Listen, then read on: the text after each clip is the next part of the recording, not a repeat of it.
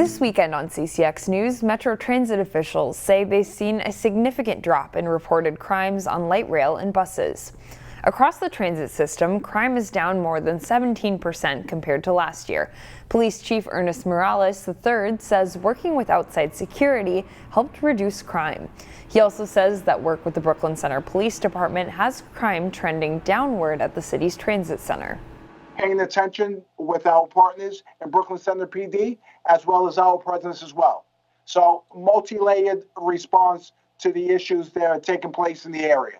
Ridership on transit lines dropped significantly during the pandemic. Now officials say it grew about 9% over the last year. On any given day, an accident could change the course of a person's life. For local artist Peter Ross, that day was on January 17th while he was at work in his Plymouth office. But as Delane Cleveland reports, he found a way to adapt. Most everything I do has some of my imagination in it. Art isn't new for Peter Ross. I'm drawing a loon. In fact, the 61-year-old has drawn and painted for much of his life. It's therapeutic, it's enjoyable, it's fun, it's something I love to do. But this year, Ross has had to make one significant tweak to his artistic process. Well, it's my left hand, which I didn't even know I could draw with my left hand. And I'm kind of amazed at how quickly it came along. He's using his left hand because of an accident that happened at his Plymouth office back on January 17th. We got a call for a worker with their hand stuck in a piece of machinery. We didn't really know what kind of machinery or anything like that until we arrived there. When first responders arrived, they found Ross with his right hand stuck in the rollers of a big printing machine that he was trying to clean. It was stuck, yeah. I think it was about 40 minutes, half hour, somewhere in there. A colleague called the manufacturer in the Netherlands to find out how to disassemble that section of the machine, and first responders took it from there. We just all did our jobs. The paramedics started pain control right away. The police officer were assisting with patient care, and the fire department actually started the removal of his hand. From there, it was off to North Memorial in Robbinsdale for 8.5 hours of surgery to fix the 4 breaks in his hand. It hurt. Followed by skin grafts and months of physical therapy. So much better than it was. Now, nearly 7 months later, Ross is meeting the people who freed his hand for the first time since the accident. Thought I'd reach out. I wanted to reach out. That's awesome. We appreciate that. Every one of the first responders at this table had a role in helping Ross last January. It's one of the rare occasions where someone has returned to say thanks. For somebody to come back and say thanks and feel that sense of accomplishment, if you will, and success, it feels really good. As for Ross, There I drew my hand where the brakes are. he hopes his right hand will return to full strength. So I'm very, very happy about that. But thanks to a little determination, his left hand is serving as a worthy substitute. It came along very well, and it's been fun. In a weird sort of way to find a silver lining. In St. Paul, Delane Cleveland, CCX News. If you want to check out some of Peter Ross's left-handed art, he'll be at the Lakeville Art Festival the weekend of September 21st. An update now on the 2 women who were injured when a train crashed into their vehicle last week in Robbinsdale. That incident happened on July 29th when a BNSF train struck the passenger side of a Toyota RAV4 at the 42nd Avenue crossing. The train then dragged the vehicle down the tracks about 130 yards. Robbinsdale police say the 69-year-old driver of the vehicle has been released from the hospital. However, the 88-year-old passenger remains in intensive care. Police say her injuries are life-altering but not life-threatening. Investigators say both of the women are Robbinsdale residents. If you're looking for a new way to experience Minnesota wildlife, paddleboarding is one way to get out on the water. Photojournalist Dustin Scholl takes us to Three Rivers Park, where he got to try it out for himself. Okay, ready? Paddling is just such an awesome way to be outside in Minnesota in the summer. We have lots and lots of lakes. You want to keep your bottom low. So some people put a foot in first and then sit down. And then you would just have somebody push you off or scoot yourself out. When you're on the water, you can get away from people a little bit more. Lots of wildlife that you may not see. In fact, here on Fish Lake, there's a loon that lives somewhere over here, and we have had it come as close to like 10 feet away from our kayak, which it would never do if we were standing on shore or in a motorboat. I just think it's really serene to be paddling. It can be as calm and relaxing as you want to be, or it can be as intense that you want it to be. It really covers a range of activity level. It's great exercise. So often what we do in our lives is more for our lower body, but you add in your upper body, your arms, your core, your mind can really relax. It's just very rhythmic and soothing. It's really fun. He's been wanting to go kayaking for a while, so it's a good activity just to get us out of the house for the summer. Three Rivers Parks rents by the hour. It's relatively affordable. You get the paddle and the life jacket with it. So I'd recommend the 2 solos, and then for people who are newer, is just to stay kind of really within sight of us, just in case anything goes wrong right away until you feel more comfortable and then you kind of venture out a little further. I would encourage people to do is just come out and try it. Once you try it, you can decide what you think about it. If it's something that you really like to do, come back and rent.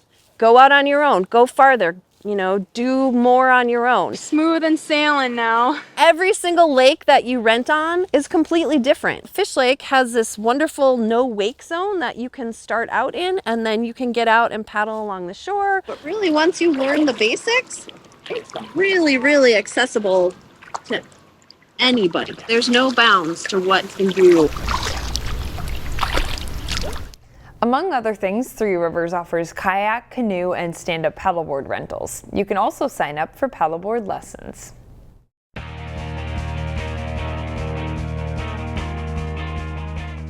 Coming up at the end of August, 4 new members will join the CCX Athletic Hall of Fame. Leading up to that Labor Day weekend Hall of Fame show, we're taking a look back at the class of 2023. John Jacobson profiled an outstanding gymnast from Park Center. She is one of the most accomplished gymnasts in her high school's history. We welcome 1994 Park Center graduate Molly Umland into the CCX Sports Hall of Fame. After years in club gymnastics, Molly needed surgery in 1992 for a serious elbow injury sustained from overuse. But she still wanted to compete, so she joined the less intense world of high school gymnastics before her junior year. I loved club gymnastics. I loved all the friends I made there, but I barely got to see any of my high school friends. So at least now, I was able to do high school gymnastics, but then all my friends played soccer. So I tried playing soccer one year with them. I played golf. So I kind of learned some new sports as well. In her 2 years at Park Center, she qualified out of Region 5AA as an all-arounder twice, winning all 4 events in the region final as a senior. Her best event, uneven bars, where 30 seasons later, she still holds the school record with a score of 9.8. She swung bars like all the good guys I had when I coached boys. And I had state champs and number 2, 3s, and 4s on bars. She just had that push in the shoulders where you lock out and she could go. We would actually have conversations while she was spinning. Molly placed in the top 5 on bars at the state meet in both years and loved the experience.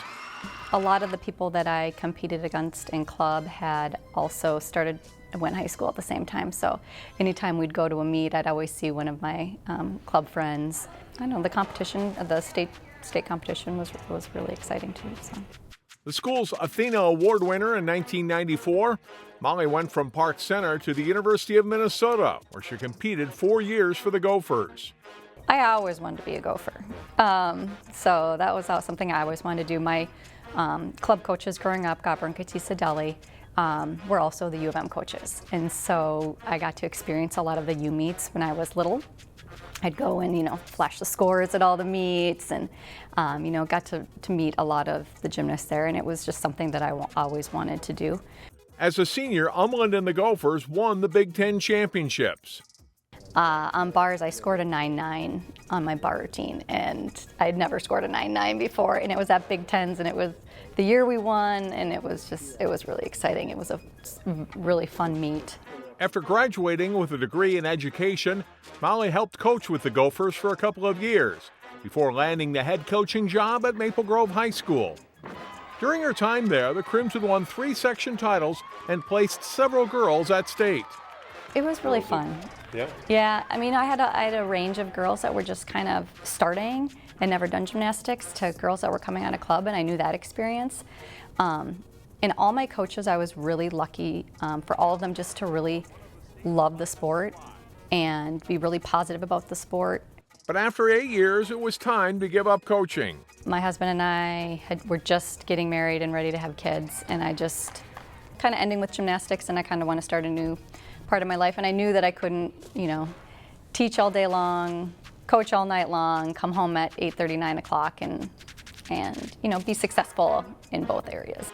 Molly continued to teach full-time until 2015, when she experienced the health scare of her life. When I was 39, I had a stroke. Didn't really know. Brant, my husband, wasn't home, so it was just the kids and I knew something was wrong, but I didn't know what was wrong, and I was pretty calm. But yeah, luckily he came home, figured something was wrong, so called the ambulance and ended up with some aphasia.